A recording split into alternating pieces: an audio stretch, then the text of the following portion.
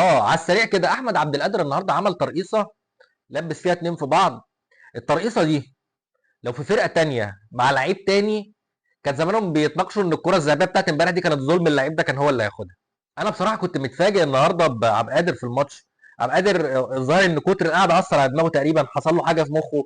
بقى يلعب السهل، بيلعب لعب جماعي جدا. اللي فاضي بيباصيله، اللي في فرصه احسن بياخدها، مش دايما بياخد الكره ويدور على ثلاث اربع لعيبه يرقصهم عشان يبوظ الهجمه بتاعتنا. انا بصراحه بفرح لما بشوف احمد عبد القادر في الملعب في الماتش الحلو اللي بيكون وسط سبع ثمان ماتشات، لانه بصراحه الفرجه على اللعيب الحريف متعه. لما هتفضل دايما مشكلتي مع احمد عبد القادر ان احنا بنشوف ماتش كويس لاحمد عبد القادر كل سبع ماتشات، ماتش يكون فيه فايق وجماعي وبيلعب زمايله وبيرقص لما يكون بس محتاج يرقص، انما غير كده الدنيا سهله وسلسه ووان تاتش والدنيا تمام.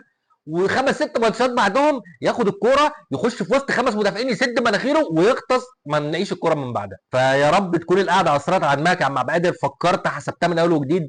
نشوفك تاني في الملعب بنسخه اللعيب احمد عبد القادر اللي بيوظف مهارته لصالح المجموعه مش العكس. على السريع كده احمد عبد القادر النهارده عمل ترقيصه، لبس فيها اتنين في بعض. الترقيصه دي لو في فرقه تانية مع لعيب تاني كان زمانهم بيتناقشوا ان الكره الذهبيه بتاعت امبارح دي كانت ظلم، اللعيب ده كان هو اللي هياخدها. انا بصراحه كنت متفاجئ النهارده بعبد القادر في الماتش. عبد القادر الظاهر ان كتر القعده اثر على دماغه، تقريبا حصل له حاجه في مخه.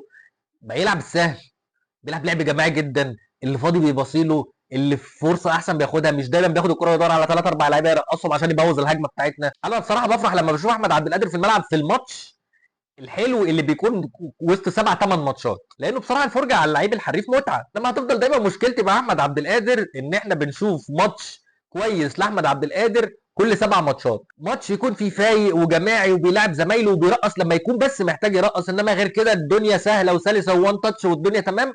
وخمس ست ماتشات بعدهم ياخد الكوره يخش في وسط خمس مدافعين يسد مناخيره ويغطس، ما نلاقيش الكوره من بعدها. فيا رب تكون القعده اثرت على دماغك يا عم عبد القادر، فكرت حسبتها من اول وجديد.